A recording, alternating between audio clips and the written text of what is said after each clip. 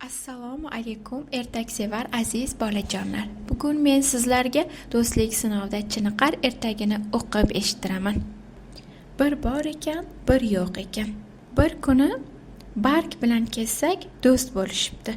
Ular bir-biridan ajralmaslikka ahd qilishibdi va og'ir kunlarda bir-birlariga yordam berishga va'dalashibdi. Ular ahil yashay boshlashibdi. Kunlardan bir kun qattiq shamol turibdi.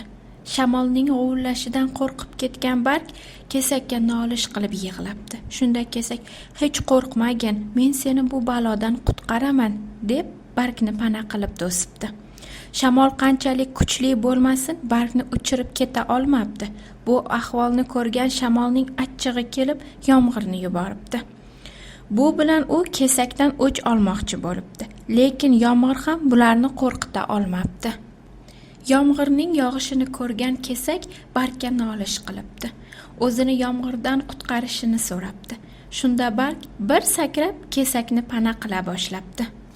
Qanchalik ko'p sel yog'masin, kesakni qo'rqita olmabdi. Yomg'ir tingach, kesak bilan barg quchoqlashib ko'rishibdilar. Ular o'zlarining mehr oqibatlaridan xursand bo'lib, yanada inoqlashib ketibdi. Ko'rdingizmi aziz bolajonlar? Do'stlik va birdamlik har qanday mashaqqatni yengib o'ta oladi.